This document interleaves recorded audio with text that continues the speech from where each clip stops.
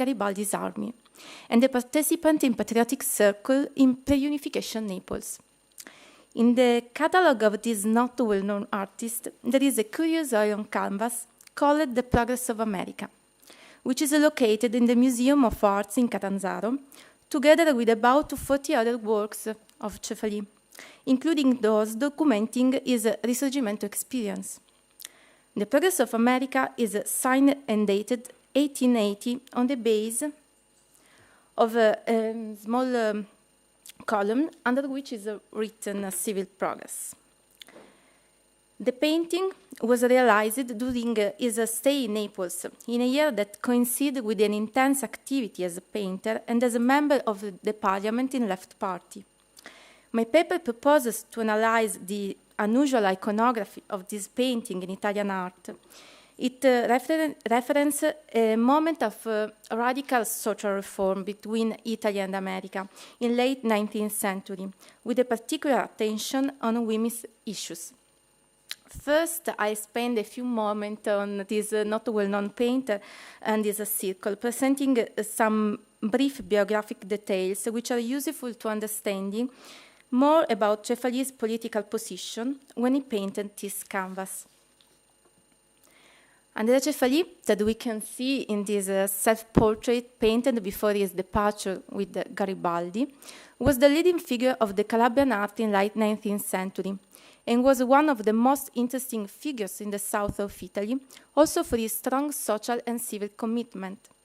He was born in 1827 in a small town called Cortale, near Catanzaro, to Carolina Pigonati of French origin, who has educated him in music and classical studies, and to Domenico Cefali, a bourgeois and landowner.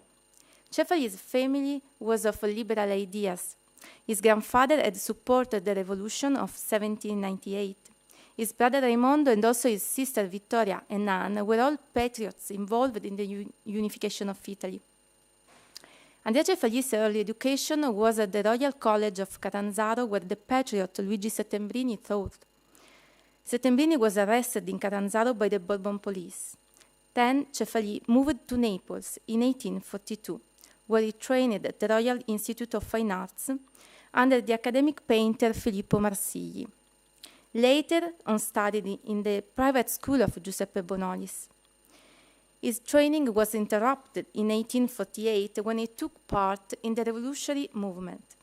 After the failure of this war, he was forced to stay away from Naples to escape the Bourbon police.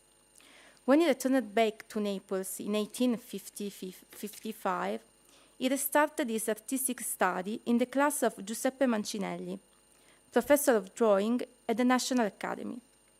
Cefali was also close to Filippo Palizzi, leader of the new Neapolitan school, who taught his pupils to study from nature rather than pursue rigid academic education.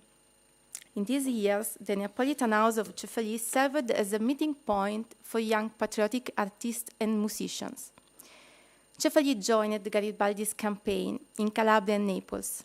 He fights as a captain in the memorable Battle of Volturno, October 1st, 1860, that will mark the definite defeat of the Bourbon. This episode is depicted in a painting by Cefali, presented at the first national exhibition in Florence in 1861. And then, both by the King Victor Emmanuel II, we can see at the center point of this painting Garibaldi in the uniform and chariot, and in the left corner under the Italian flag, as we can see in this detail, we can recognize the artist himself, as well as in his self-portrait on your right, dressed in the uniform of Garibaldi. And the memory of those days is also in this sketch, painted all on canvas, that depicts a camp of Garibaldini. After unification, he decided to stay in Calabria, to create in his home a free art school and to engage in local politics. In fact, he is best known for his Risorgimento painting, as I have just shown, and as the founder of one of the first free artistic schools in southern Italy, dedicated to painting popular subjects from life. In 1875, he returned in Naples after his election to Parliament. In 1877, the Neapolitan artistic scene was dominated by the National Exhibition of Fine Arts, a periodic event that took place in several cities in Italy. Cefali was elected president of the painting section of the Artistic Congress. He participated in Paris at the International Exhibition in 1878 with the work Francesca da Rimini, whose subject is drawn from Dante. After the death of 6 of his 7 children in 1885, Cefali returned to Calabria, where he isolated himself from contemporary politics. At the end of his career, he was disillusioned by the national failure to achieve the ideas of Risorgimento. His radical ideas gave way to a humanitarian socialism and the reading of Tolstoy. He died in Cortale in 1907. The Progress of America, the painting that interests us today, references to the American values through the presence of the flag, associated with the phrase civil progress. Instantly recognizable also the portrait of George Washington. It is located right next to the carriage, held up by 2 women. That celebrates the values of progress. Washington also in Naples embodied one of the heroes of the freedom. The main element in the painting is the carriage at the center with the woman who leads the procession, which represents the female population. The Allegory of Progress is symbolized by the race of the horse-drawn chariot. On it there is a woman dressed in white and driver, who both are wearing the Frisian cap, an element considered a revolutionary icon. We don't know where this event is taking place. The background appears to be an allegorical composition. Cefali often invented a new iconography by combining heterogeneous elements.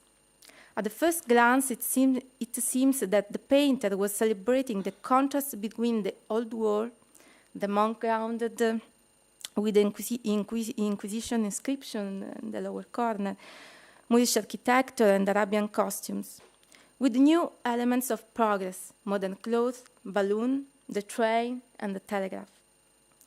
In the background, we can recognize the Gulf of Naples, the city where Cefali lived in those years, and where he had his artistic and political training.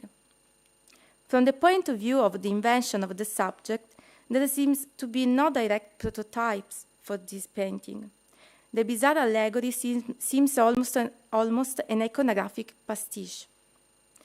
For example, the locomotive in the background and the balloon were depicted in 2 other paintings that Cefali realized as a denunciation of the nascent Southern question, the economic and social problems that characterize the historical development of Southern Italy after Italy's unification. You can see, in the painting on your left, he declares the poor road condition in the south of Italy. In the other painting on the right, the clouds in the sky form a locomotive, symbolizing the railway, which is still unrealized in the south. While in the right lower corner, there is a robber threatening a traveler. In fact, these paintings were also dedicated to the Minister of Transport in the catalogue of this exhibition, who had betrayed the promises of the railway construction. The monk was fallen in the bottom right corner. Back to the painting. The monk was fallen in the bottom right corner. Symbolized Cefali's aversion toward the temporal power of the church. His attitude towards the Catholic religion was typical of the patriots.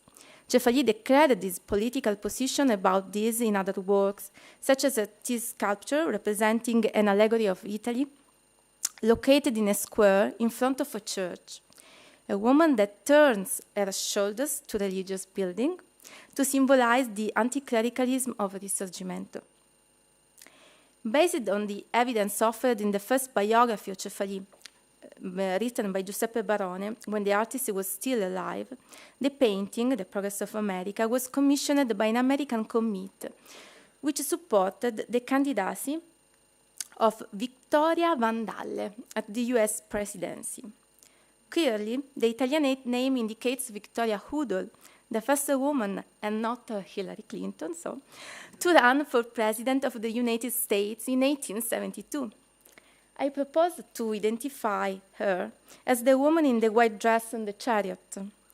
If the painting was created to support the candidacy of Victoria Hoodle, Cefali began to work on it around 1872, when he was in Calabria, engaged in local politics. We don't know which specific commissioned the painting. They probably had ties with Naples or Calabria. Cefali had several Italo-American contacts.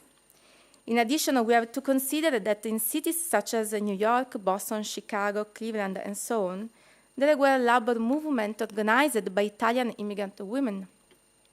Furthermore, Tennessee Claflin, noted suffragist, activist, writer, and also Victoria Hoodle's younger sister, traveled to Naples in 1910 to see, and I quote, something of Italian women and study the country from which so many thousands are now on their way to America. When Cefali, back to the painting, when Cefali was commissioned to do the painting, the feminist leader Victoria Hoodle was in Washington to lobby on behalf of women's suffrage. And as Melissa Dabakis has shown in her book, she was certainly aware of the installation of Vinnie Ream's Lincoln statue in the US Capitol in 1871. The artist represented a symbol of the battle for equal treatment with men. In the same year, Hoodle had already established herself as a public figure, and was the first woman to speak in front of the Judiciary Committee of the U.S. House of Representatives about women's suffrage. She also was the first woman to operate a brokerage firm on Wall Street, and you can see the cartoon dedicated on this slide. Such feminist themes were addressed in the magazine she founded with her sister, Hoodle and Claflin's Weekly. Because of her radical ideas, the cartoonist Thomas Nast went so far as to depict her as Mrs. Satan in Harper's Weekly. As we know, as Melissa Dabakis has shown this morning. Nast was one of the American correspondents who covered Italian unification and helping to fuel the myth of Garibaldi. If the presence of Victoria Hoodle in the painting was dictated by the patrons, it is important to search which visual prototypes the artists could have seen about the American progress. At the same time as this commission, Cefali was working on a fresco decoration for a private mansion in Catanzaro, in which he addressed the issues of the Allegory of Progress, or the civilization that illuminates the world. In a letter dated March 29, 1874, Cefali wrote to his patron asking that he be sent a lithograph to help realize his preparatory cartoon and to read again a book, Cefali writes, and I quote, with the latest facts of America. Maybe the cited book was, I think, this is the fresco. This work were lost with the demolition of the building in the 1970s, and we have only this partial picture that I can show you. Maybe I think that the cited book was Storia della guerra d'indipendenza degli Stati Uniti d'America by Carlo Botta, published in 1809, that had an extraordinary circulation at the time and widely also in Naples. The lithograph probably Cefali asked for one of the most well-known allegories of manifest destiny. The John Guest American Progress of 1872, which had been reproduced widely as a color lithograph in the 1870s. We can compare the presence of the railway and of the telegraph that symbolize the advance of civilization. In Gast's painting, an angelic woman is floating in the air in white robes with the star of empire, and she carries telegraph wires. The progress is moving forward from the east to the west, But in Cefali's work, we can also see women in contemporary art, as we've seen before, which suggests a desire to confront pressing social issues. Certainly, Gas's American Progress was known by Domenico Toglietti, author of this Progress of America. The ideology of manifest destiny and the settling of the American Western frontier must have been an important idea for Toglietti. Looking at the picture, the progress is a female figure who is driving a chariot. On the left corner, Indians and the bison, not clearly visible here, flee into darkness in the advance of civilization, while on the right there are female figures representing arts. In the lower right corner, there is also a train, also here. Toglietti was an academic painter in San Luca and active in Rome during the reign of the Pope Pius IX. He was invited to Guatemala to establish an Academy of Fine Arts, after which he moved to Mexico and finally settling in San Francisco in 1872. All of these three paintings by Cefali, Gas, and Toglietti are focused more on content and to create a narrative painting rather than stylistic form. Back to Cefali's painting, please take a closer look at the exclusive presence of women in this work, in the customs of different cultural areas. See, for instance, contemporary costumes, the Arabian models in the right, here, coming from the dark, or Caribbean folk costume, here, in the just in the middle, right in the middle, in the front row of the crowd of women. Despite this majority female presence, I want to draw your attention to the exception of a single male figure located just behind the Washington portrait here. This man is identified in an article about Cefali's painting in the Neapolitan political magazine Il Piccolo, published in 1880. The journalist underlines the role of Cefali as a member of the Italian parliament and how his political activity influenced the subject of his works. The reviewer does not mention the presence of Vittoria Woodhull, but goes on to quote the unusual presence in the painting of Salvatore Morelli, Neapolitan patriot and author of the book La donna e la scienza o la soluzione del problema sociale, which supported female emancipation in that period. In my opinion, even in comparison to his photographic portraits, Morelli is the man located behind the Washington portrait in the picture. But how can we see him in relation to the American civil progress? Based again on the first biography of the painter, it seems that the painting was not finished in time to support the candidacy of Vittoria Woodhull, and therefore remained in the painter's studio. The painting was started around 1872, but Cefali finished it some years later, in 1880. He probably decided to recast the subject in the light of his contemporary political views, creating an allegory of the defense of women's rights, connecting the American debate to the Italian contest with the presence of Morelli. While working on this painting, Cefali experienced many professional success, confirmed by his participation in national and international exhibitions. Moreover, his Republican ideas were still well received. In fact, Cefali wanted to send this painting, The Progress in America, to the National Exhibition of Turin, but it was instead sent to the Melbourne International Exhibition in 1880. As we know, in 1878, he participated in the International Exhibition in Paris, where the first international conference on women's rights was organized in connection with it. Italy was represented at the first Congress by Anna Maria Mozzoni, the main contributor to a feminist newspaper in Italy, La Donna. In 1864 she wrote La donna in faccia al progetto del nuovo codice civile italiano about social relationships on the occasion of the revision of the Italian Civil Code. and in 1869 she translated into Italian the work of John Stuart Mill, author of The Subject on Women, that we can see here in this satirical cartoon from the magazine Punch, showing the philosopher advocating the female suffrage. Mozzoni and Morelli worked closely in their battle for women's rights.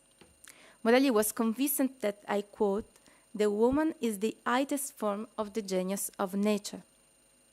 In 1867, Morelli became a member of the parliament, and he asked for the recognition of civil and political rights for women, and demanded equality between men and women. Based on the proposal before the British Parliament in 1866 by John Stuart Mill to extend the right to vote to women, Morelli requested that Italy be the first country to enact such reforms.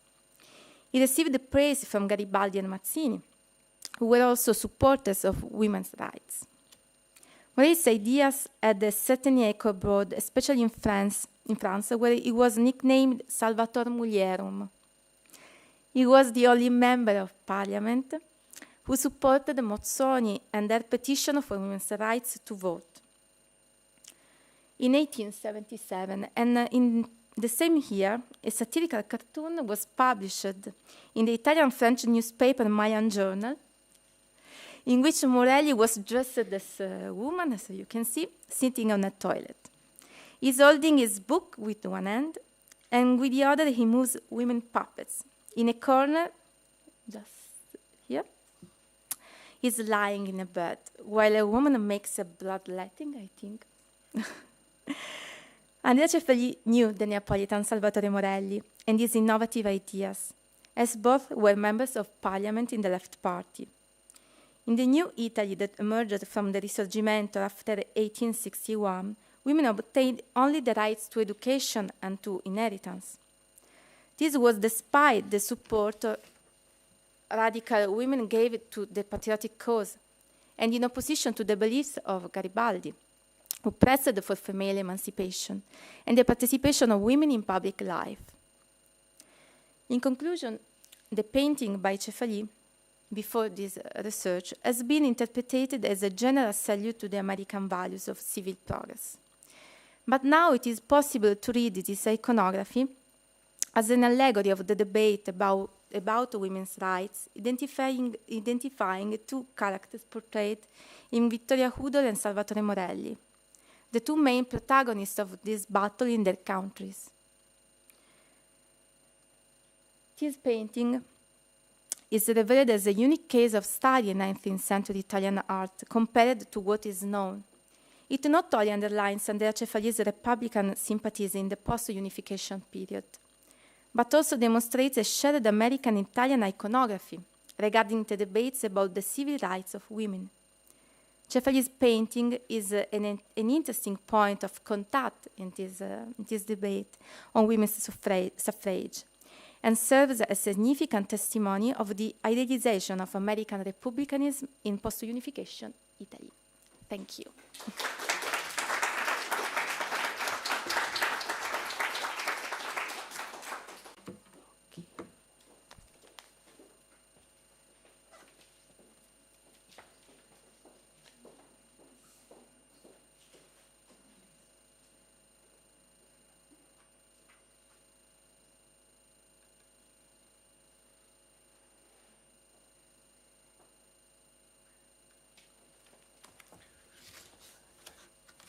Last, but certainly not least, Lindsay Harris, very well known in this particular venue, to say the least. Lindsay is the Andrew W. Mellon Professor in Charge of the School of Classical Studies here at the American Academy in Rome. She's a scholar of modern and contemporary art with an emphasis on the history of photography. Her current research investigates the ways photographs both document and shape the perceptions of modern Italy. She's also interested in how photography generates social change, particularly across the Mediterranean world in the wake of World War II.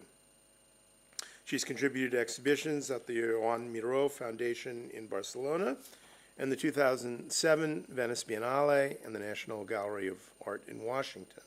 And she's held a Milton Rogovin Research Fellowship at the Center for Creative Photography in Tucson, Arizona, and a Rome Prize in Modern Italian Studies here at the American Academy. Lindsay.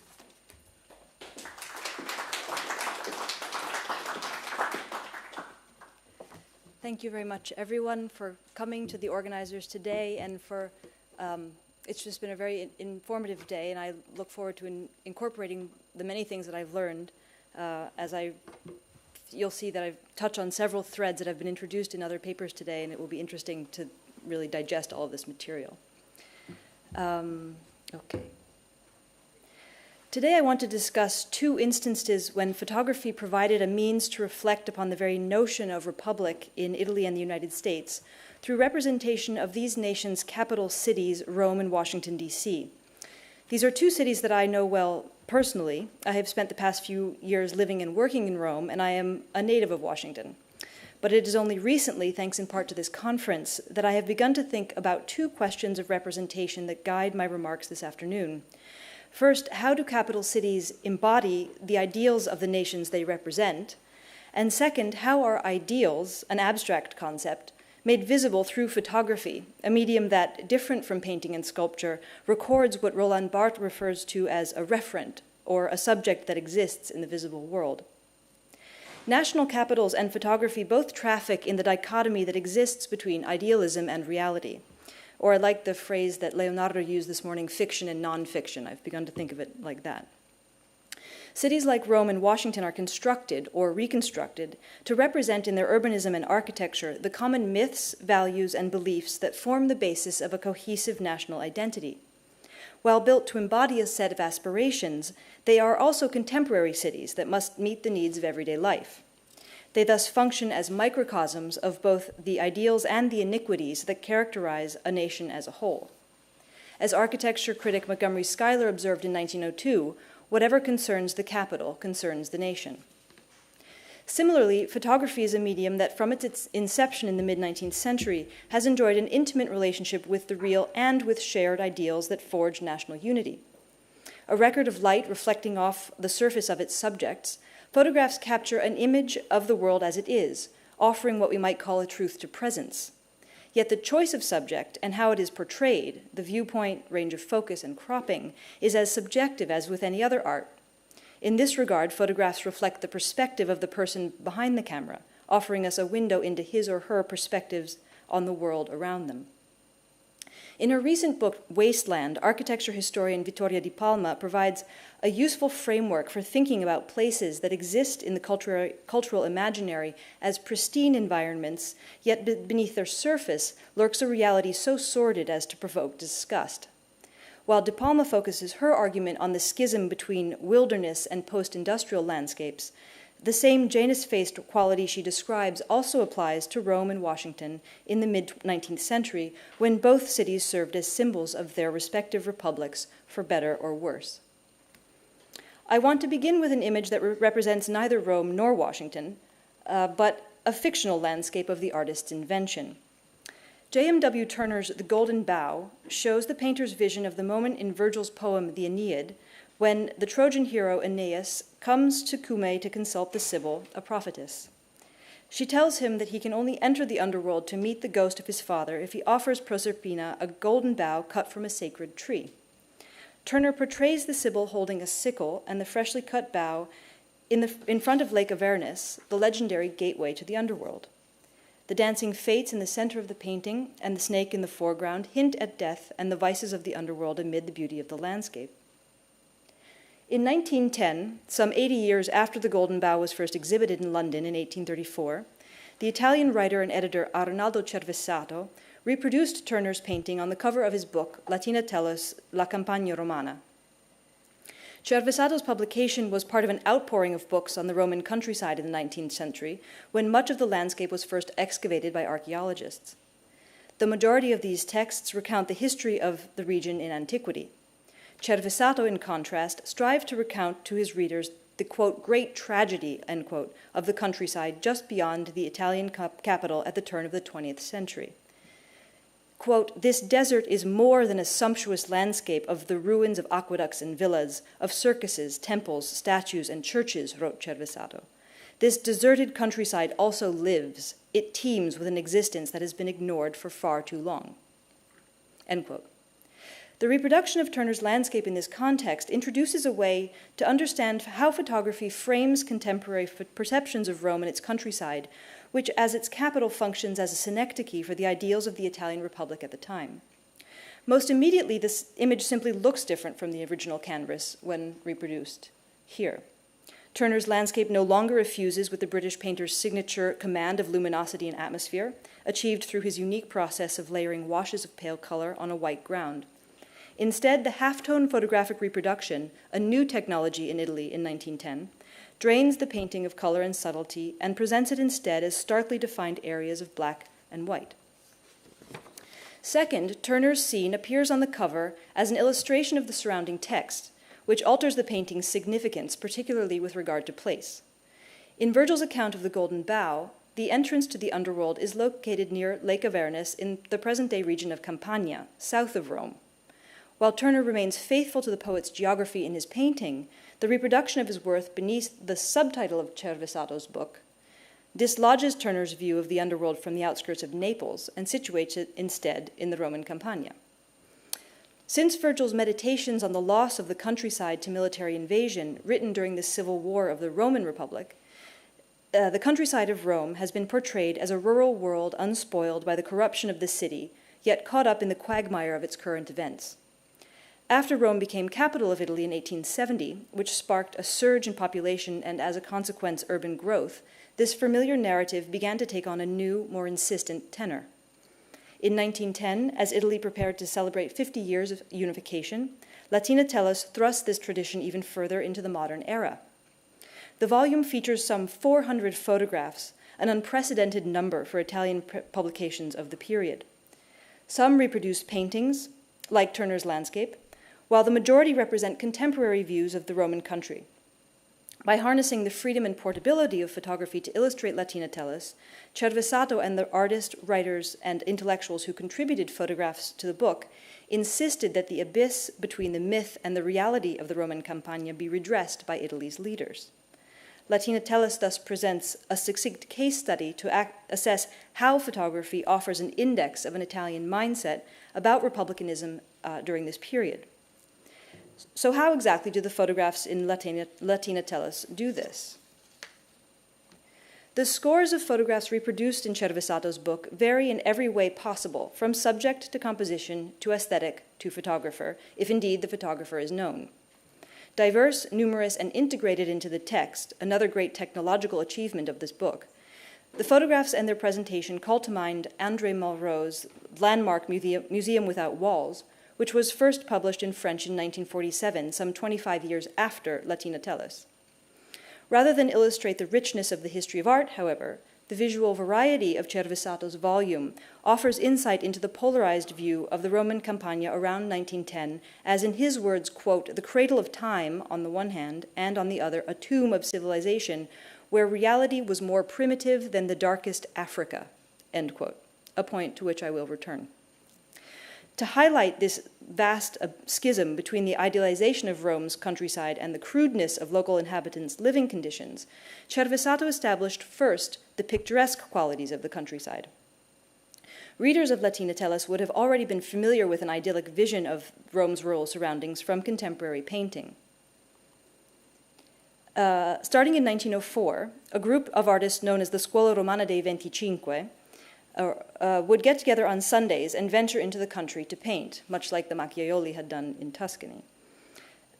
Canvases and paint boxes in hand, they would set out from Rome's Termini station, completed in 1863, on one of the new railroad lines that began in the mid-19th century to connect the city to the country.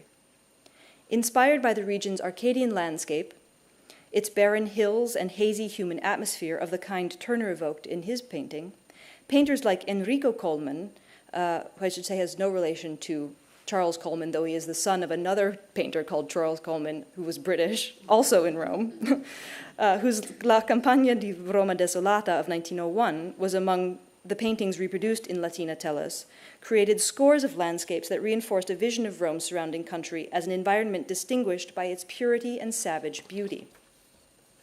The Scuola dei 25 painters were often accompanied by friends and acquaintances who were not artists, but instead were passionate photographers.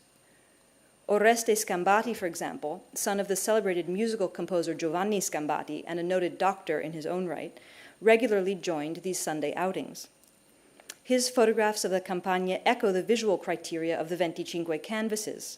In this one example of many that there are in the book, a dirt road leads the viewer into the composition, undulating hills define the skyline, a lone horse and rider or a single carriage crosses the desolate scene. The picturesque aesthetic Scambati adopts in his views reflects a style of photography that flourished in precisely these years, known in Italy as fotografia artistica, or pictorialism, as it was known internationally. Pictorialist photography aspired to recreate with the camera and printing techniques the qualities associated with painting, and in particular, those qualities associated with classical landscape painting developed in the 17th century. Inspired by classical poetry, these paintings sought to illustrate an ideal landscape recalling Arcadia, a legendary place in ancient Greece known for its pastoral beauty and celebrated again by Virgil for its simplicity. French artist Nicolas Poussin, who spent most of his career in Rome, perfected the genre based on his experience of the Roman countryside. A place where the natural world coalesced with the ruins of bygone civilizations, the Campagna inspired him to believe that landscapes could express the same powerful emotions as the human dramas depicted in history paintings. Exponents of pictorialism, such as Alfred Stieglitz, sought to imbue photographs with a similar tenor to establish photography as a visual art that rivaled painting's emotional sway. Debates surrounding pictorialism established a relationship between painting and photography that was grounded in antagonism. In Latina Tellus, however, Cervesato cleverly reversed this opposition, presenting the two forms of imagery as collaborators to underscore the picturesque qualities of the Campagna. Reproduced in the book as halftone reproductions, paintings by Coleman and other protagonists of the Scuola dei 25 are difficult to distinguish from photographs taken by their contemporaries that adhere to the same visual style. Paintings and photographs thus appear to be one and the same. Through this visual elision, idealized paintings of Rome's countryside blend into photographs taken of the landscape as it existed at the time, suggesting that the bucolic vision of the Campagna was also its reality. Whether paintings or photographs, picturesque views of Rome's surrounding country make up only part of the illustrations reproduced in Latina Tellus. Other photographs depart from this fictionalized view to reveal what we might call the non-fiction of the countryside surrounding Italy's capital. In these images, representations of the Campagna that vaunt its genuineness begin to show a primitive quality of a different, more sinister kind. Not far from Via Claudia, where he took this photograph of a horse-drawn cart making its way across the landscape, Scambati took a series of photographs that show a group of aventizi, or migrants, gathered in the central farmhouse of the land where they were harvesting. In the dark and crowded room, a large hearth fills the background, rows of wooden cots line either wall, and the sun streaming through the open door, and not a window, of which there is no indication, illuminates the thickness of the smoke-filled air. According to Cervesato's text, and those photographs appear like this in the book, Scambati's photographs depict this group of migrants on their lunch break, a midday pause of 1 hour and 45 minutes to eat and rest before returning to the field. Come nightfall, they will return to their makeshift shelters made of cotton sheets, or, even more primitive, thatch, on the edges of the same fields they tilled during the day. Here, as Cervesato's text explains, they will be subject to the damp night air and its mosquitoes rife with malaria, the illness that notoriously plagued the Roman countryside even in antiquity, as accounts of the goddess of the fevers attest. By the time they move on to their next destination, these migrant workers will have consigned the fruits of their labors to the landlord whose fields they have harvested. The noonday meal and the right to live temporarily on the property is all they will have to show for their efforts. As Cervesato concluded, quote, "These miserable pariah of the Roman Campagna are subject to the life of slaves. Only a few miles from Rome, one has the perfect illusion of the darkest Africa. This is the reality, infinitely more real than any representation can convey," end quote. Keeping this powerful evocation of slavery and Africa in mind, I want to leave Rome for a moment and move across the Atlantic to Washington, D.C., a city with a very different, much shorter history than Rome, certainly, but which from the moment of its conception in 1787 has likewise served as a symbol of the virtues and vices of the nation it represents as capital. It is also a city that, like Rome, underwent a massive shift from the 1840s through the 1860s, which brings to light the nature and scope of the Republican ideals the district was built to represent. Again, as is true of Rome, its transformation dovetailed with the onset of photography as a way to represent and interpret the urban fabric of the capital as it developed in response to changes within society. There are, of course, countless photographs that document the district's modernization in this period as the city grew and expanded. One set of photographs in particular, today in the Library of Congress, which you see pictured here, offers, I thought, an interesting place to start to make sense of this imagery, as it is called, quote, the earliest known photographic views of Washington, D.C., end quote. The group of 4 daguerreotypes was taken in 1846 by John Plum, Jr., an immigrant to the United States from Wales, who took up photography in 1840. Plum opened his Washington, D.C. gallery in 1844, and it was the first in the nation's capital. By the time he established his National Plumotype Gallery in 1846, which specialized in engraved and lithographic reproductions of his own photographs, Plum had been dubbed by the press, quote, the American daguerre, end quote. Plum concentrated his business above all on photographic views of public buildings in the nation's capital.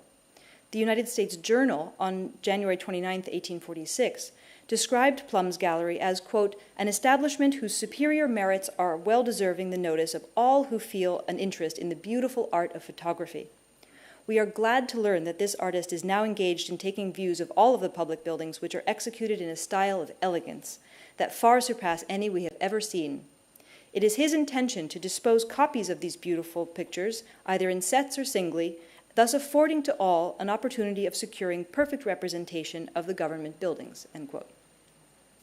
The Library of Congress set gives an indication of the government buildings that Plum considered the core of the nation's capital.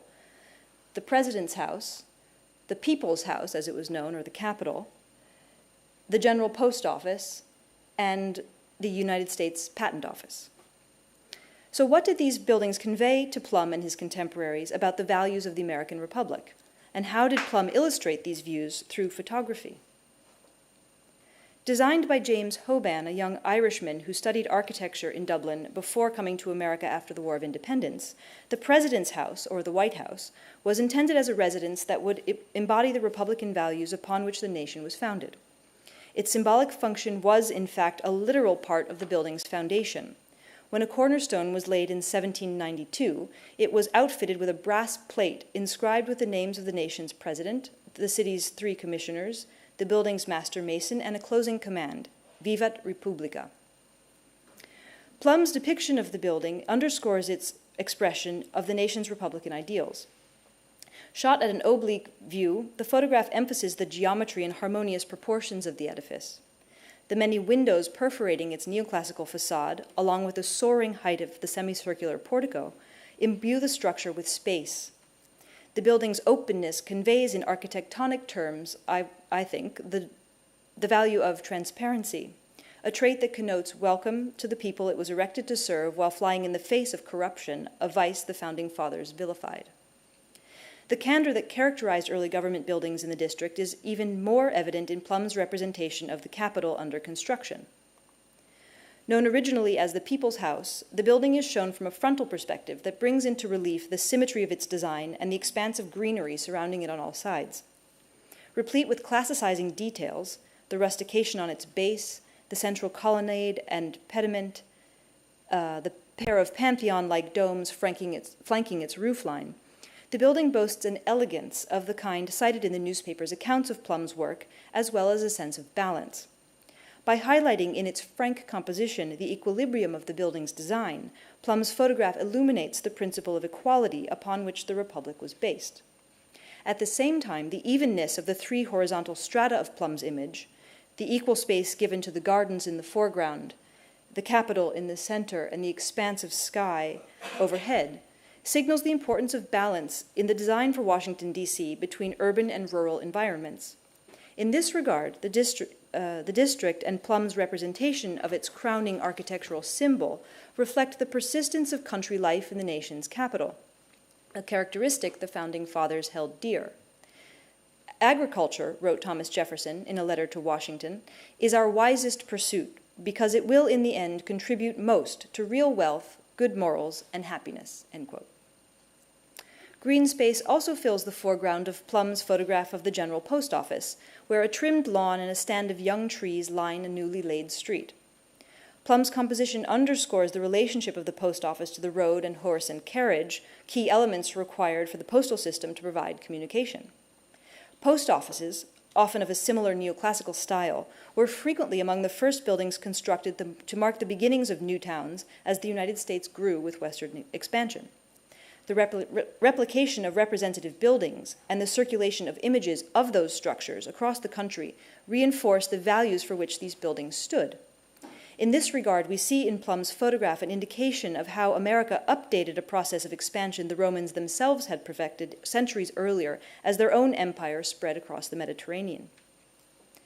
The final photograph from Plum's Library of Congress set, which those of you who are familiar with the Smithsonian might recognize, captures one of the key aims of the colonies, namely the belief that knowledge and innovation would distinguish the new country from its European predecessors.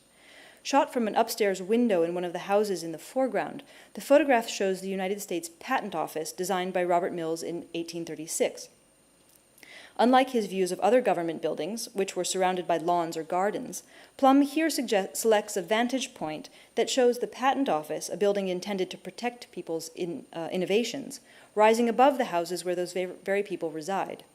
The building thus appears as a roof over people's heads, so to speak, protecting American ingenuity through patent regulation. Shown like the Post Office, Capitol, and White House several years, if not decades, before its completion, the Patent Office in Plum's photograph captures a moment of aspiration in American history when what existed was just an inkling of what the nation's leaders hoped the country would one day become. What Plum's photographs do not show raises an important question about the United States' future prospects. Who are the people afforded the equality, transparency, and intellectual protection promised in the architecture of the government buildings Plum depicted? Significantly, Plum's early photographs of the Capitol do not bear any indication of the city's residents. In part, this was due to the nature of his medium. Daguerreotypes require long exposure times, thus making architecture an ideal subject for early photographers, whereas people on the street tend to fade into a blur or disappear altogether. Had contemporary street scenes registered on Plum's mirrored plates, however, they would have brought to light the true makeup of society in Washington, D.C., and America more broadly, as it was defined through 1863. Slavery did more than define Washington as a southern city. Its presence in the nation's capital helped make the inhumanity and injustice of the practice real to legislators from the North.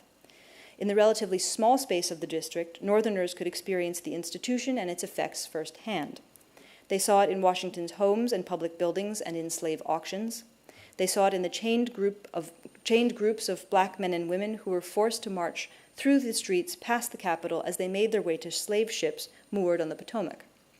While Plum was busy photographing the government buildings that symbolized the new republic's ideals, slaves were being traded in the shadow of the building conceived as the people's house. As Representative Horace Mann remarked in a speech to his colleagues, quote, "By order of the Congress, the city of Washington is the Congo of America," end quote. What can we conclude about early ideals of republicanism in Italy and the United States from two nations' capitals represented in photographs as places associated with purity, an Arcadian landscape, or a series of plain, symmetrical buildings brimming with potential, which mask far more contemptible realities? What can we make of the photographs themselves? What motivated people to take them, and what impact did they have on those who saw them? In the second half of the 19th century, both nations expressed in the design of their capitals a desire to inherit a basic principle of the ancient Roman Republic. The ultimate source of their sovereignty was neither the church nor the monarchy. It was the people. Different from their predecessor in antiquity, however, these modern republics were home to a nascent concern for the well-being of people across the social spectrum who were newly united as compatriots.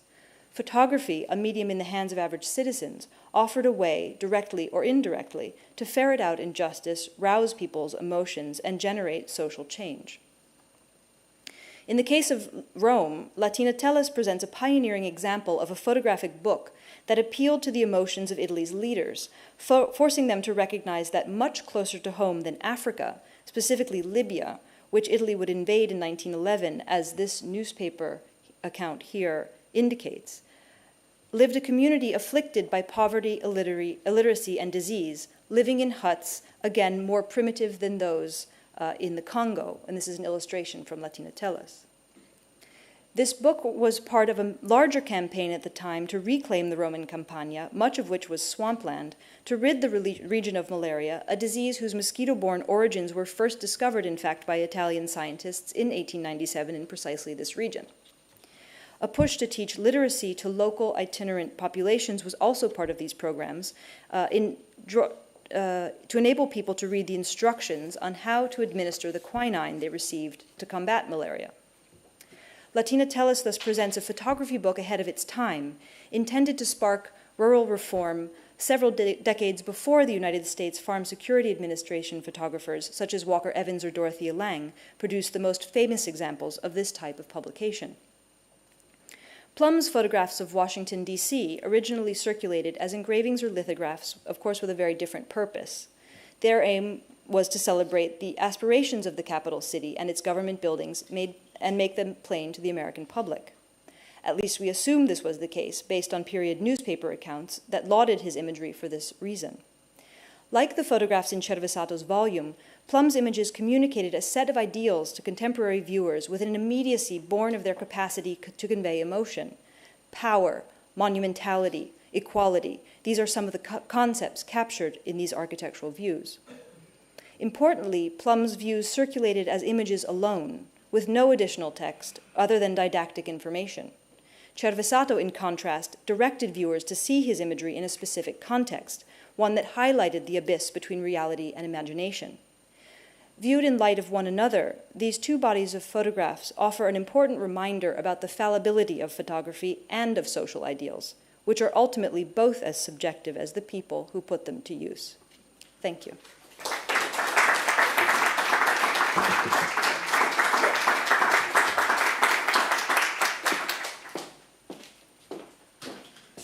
Okay, so we're running a little late, but not very much, actually. Only 10 minutes. So we're going to have a 20-minute coffee break, which I think, I saw a big yawn, Melissa, so I think we really need that coffee break. I was about to do that, too. Wait for it. And then we'll come back here. We'll have, I think, another 20, 25 minutes to chew over some of these wonderful papers. And then just to give you a heads up, at 6, we're going to want to head up to the museum at the top of the street. But I'll say more about that in some final comments after we come back. So upstairs to the coffee.